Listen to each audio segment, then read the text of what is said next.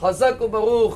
Quel plaisir de démarrer la semaine avant Shavuot avec Bar Mitzvah, Kol HaKavod, Gabriel Nissim pour cette très belle lecture. Et si ton anniversaire, ta Bar Mitzvah tombe aujourd'hui, alors on va partager aussi avec ta permission que toujours veille de Rosh Chodesh Sivan, c'est la grande Ségoula que vous allez tous écouter parler du Shla Kadosh. Le Shla, il s'appelait Rabbi Ishayahu Horovitz. Ça remonte à presque 400 ans en arrière, décédé 1630, était le grand rabbin à Francfort. Après, il a été enterré à Tibériade, il est enterré à côté du Rambam.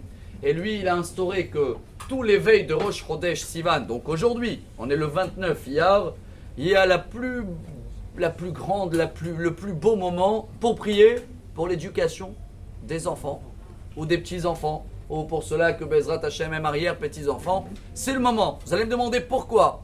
Comme on est à une semaine de Matan Torah, c'est entre Rosh Hashanah et Kippour. Quand on a reçu la Torah, c'est une nouvelle alliance. Vous connaissez tous le Talmud de Shabbat, page 88, que quand Dieu il voulait nous donner les 10 commandements, il a cherché un garant. Et on a commencé à proposer le ciel. Shamaim Karashan Nimlacho.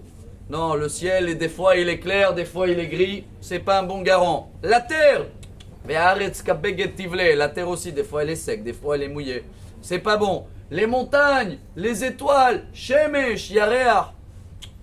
Et à la fin, qu'est-ce que Dieu il a accepté comme garant? C'est les enfants. Mais quand on étudie ce Talmud, ça veut dire quoi les enfants? Ils sont garants par rapport à l'étude de la Torah. Et voilà le plus bon secret qu'on peut aujourd'hui prier et espérer de l'avoir. Et en tous les cas, Gabriel Nissim il nous donne une très bel exemple pour... Vous savez que la seule formation au monde où tu peux avoir vraiment le nahat, c'est quoi le nahat? Sérénité, où tu vas aimer l'éducation des enfants, c'est que dans le chemin de la Torah. Plus tu seras dans le chemin de la Torah, plus tes enfants et tes arrière-petits-enfants ils sont dans le chemin de la Torah, automatiquement, ils vont te respecter.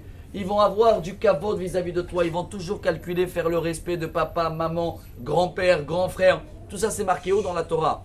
Aujourd'hui, avec la génération qu'on a aujourd'hui, avec cette complication dans l'éducation des enfants, chers amis, le plus beau chose qu'on peut enseigner, et je ne vais même pas dire enseigner, on doit être un exemple, c'est de voir comment on s'investit dans la Torah. Là, les enfants, ils seront garants que les parents et les grands-parents, ils vont toujours avoir un respect, parce que n'importe quel d'autre métier, chers amis, même tu seras le plus grand docteur, le machin et tout, mais le jour où le pauvre docteur, la main, elle commence à trembler, il ne peut plus opérer. Alors, le seul domaine au monde où plus tu prends de l'âge, plus il y a du respect, c'est de la Torah. Mais à une condition, que tu enseignes pareil à tes enfants et tes petits-enfants. Alors on va profiter tous aujourd'hui de cette belle journée de Bar Mitzvah, cette belle lecture de Torah, cette très belle ségoula que vous allez trouver partout dans l'internet, la prière du Shla Kadosh. Et là-bas, on va demander à Dieu, Veni anachnu, vezarenu, vezera zarenu, zera kodesh, excellente journée et des bonnes nouvelles. Amar Rabbi Elazar, Amar Rabbi Hanina, Mazal Tov.